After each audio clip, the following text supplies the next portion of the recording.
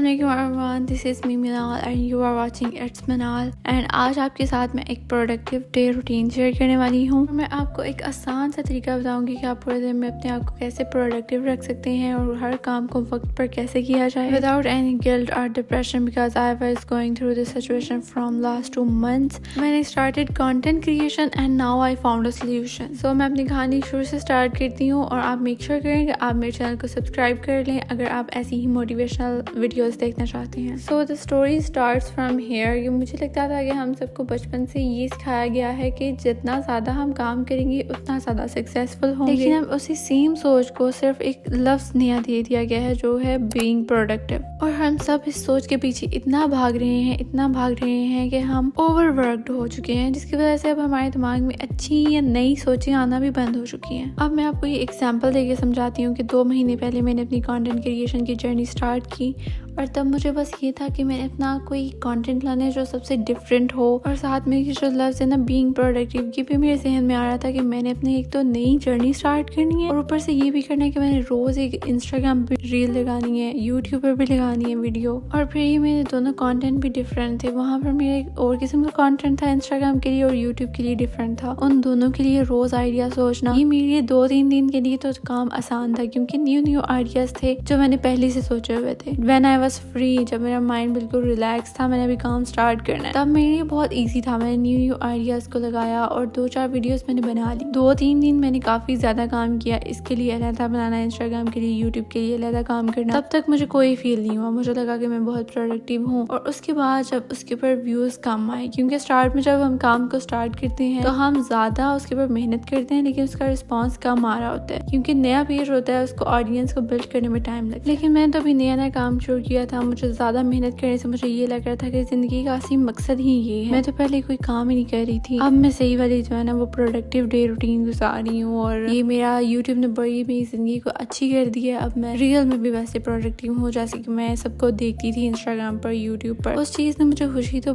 बहुत दी कि मैं जो है वो रियल प्रोडक्टिव लाइफ गुजारना स्टार्ट हो गई हूँ। हाँ, एक जो इसका बेनिफिट है जिसको मैं बिल्कुल भी जो है वो इग्नोर नहीं करना चाहती, वो ये है कि पूरा दिन फारिग बैठना और दूसरों की वीडियोस देखना और स्क्रॉलिंग करना, ये आपको एक तो सोशल एंजाइटी भी देते हैं और रियल लाइफ में भी आपको काफ़ी ज़्यादा बुरा फील करवाते हैं कि हमारी ज़िंदगी ऐसी क्यों नहीं है जैसी कि वो गुजार रहे हैं, क्योंकि वो स्क्रॉलिंग नहीं कर रहे हैं, आप स्क्रॉलिंग कर रहे हैं। आपको वो कंटेंट प्रोवाइड कर रहे हैं और कंटेंट प्रोवाइड करना कोई आसान काम नहीं है। अच्छा, अब बात करते हैं जो डिफरेंस मैंने फील किया पहले ही लाइफ का, जब मैं कंटेंट क्रिएशन नहीं करती थी और जब मैं कंटेंट क्रिएशन स्टार्ट की उसके 2 months बाद जो मैंने डिफरेंस फील किया वो ये था कि मेरे माइंड जो है वो बिल्कुल भी रिलैक्स नहीं रहता था, नींद में भी और उठे हुए भी, क्योंकि मुझे दिमाग में जो है ना वो आ रहा होता था कि आज मैंने वीडियो नहीं दिखाई, अब क्या होगा, कल मैं दिखाऊंगी क्या, उसके लिए आइडिया क्या करूँ, क्या रिकॉर्ड करूँ, उसके लिए क्या मैं वॉइस ओवर करूँ, उसके लिए स्क्रिप्ट बनाऊँ, अच्छी होनी चाहिए। ये चीज़ें मेरे दिमाग में इतनी ज़्यादा ओवर हो चुकी थी। ज़्यादातर चीज़ें तो मैं सिर्फ सोचती ही रहती थी और अमल में कुछ चीज़ों पर ही कर पाती थी। पूरे दिन में काम में थोड़ा करती थी और सोचती में ज़्यादा थी। इस वजह से मेरे सर में इतना शदीद दर्द होना शुरू हो गया। हर वक्त जब मैं वीडियो बना रही हूँ, वॉइस ओवर कर रही हूँ, सर में दर्द इज कॉम्प्लीमेंट्री था। और अब मैं बिल्कुल थक चुकी थी। यही रूटीन चल रही थी कि सुबह उठे, लिस्ट बनाई, एक काम करती, दूसरा काम करती, फिर तीसरा, पूरा दिन बस दिमाग चल रहा होता था। दिन के एंड पर लगता था कि इतना कुछ तो किया है फिर भी कुछ अचीव तो नहीं हो रहा। उस दिन मुझे एहसास हुआ कि प्रॉब्लम मेरी स्पीड में नहीं थी, प्रॉब्लम थी डायरेक्शन में। हम में से बहुत से लोग जो है वो बिजी रहना अचीवमेंट समझ लेते हैं, लेकिन बिजी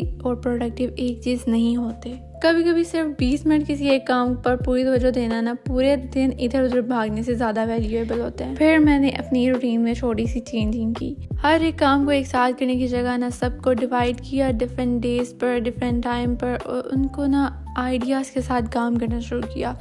यानी कि मैं एक पूरे दिन में एक ही आइडिया को रखती थी, एक ही काम को करती थी। आज मैंने इंस्टाग्राम के लिए रील्स बनानी है और कल मैंने यूट्यूब के लिए वीडियो बनानी है। और वो भी मैंने इस तरह बर्डन अप नहीं किया अपने माइंड को। मैंने इस तरह किया कि एक दिन में 2 रील्स ही बस बनानी है और उनको भी शेड्यूल कर देना। डेली पोस्टिंग वाला मैंने काम छोड़ दिया था। मैंने कहा था अपनी माइंड को जो है मैं फर्स्ट प्रायोरिटी दूंगी, देन मैं किसी और काम को करूंगी। सबसे पहले मैं जो है वो आराम से स्क्रिप्टिंग करती थी, अच्छे से आइडियाज लाती थी एंड देन मैं उनको जो है वो कंटेंट में तब्दील करती थी। और कंटेंट के आइडियाज भी हमें कोई डिफरेंट नहीं चाहिए होते हैं, हमें बस वो चाहिए होते हैं जो नेचुरल हो, आपकी अपनी लाइफ से रिलेटेड हो और लोगों के लिए फायदा मंद हो। लोग उसमें इंटरेस्टेड होते हैं, इसके बजाय कि आप जो है ना वो काफी डिफरेंट और नई नई चीजें ढूंढ के ला रहे हैं, वो भी जरूरी है। बट जो रियल एक्सपीरियंसेस आपके खुद के होते हैं वो जितना आप ऑडियंस रिलेट करती है उससे ज्यादा और किसी काम से नहीं करती। इसीलिए कभी कभी ब्रेक लेना लेजीनेस नहीं होता, वो नेक्स्ट स्टेप के लिए एनर्जी कलेक्ट करना होता है। और अब मुझे लगता है कि रियल लाइफ भी इसी तरह काम करती है, हर चीज को जल्दी हासिल करने की जरूरत नहीं होती और जब हम उनको फोर्स करना छोड़ देते हैं ना तब वो नेचुरली हमारी तरफ आना शुरू हो जाती है। और इसकी वजह से एक और जो प्रॉब्लम मैं फेस कर रही थी वो मेरी मोटिवेशन थी, जो बिल्कुल जीरो हो चुकी थी, क्योंकि मुझे उस तरह का रिस्पॉन्स नहीं था मिला जिस तरह की मैं मेहनत कर रही थी ना। तो मोटिवेशन बिल्कुल जीरो थी, सर में दर्द था and everything was messed up. हर एक चीज़ को प्रोडक्टिव बनाने में मैंने हर एक चीज़ मैसअप कर ली थी। इसलिए मैंने ये किया कि हर एक चीज़ को छोड़ भी नहीं दिया और हर एक चीज़ को इतना ओवरवेल्म भी नहीं कर दिया अपने लिए कि मैं अपने आप को छोड़ दूं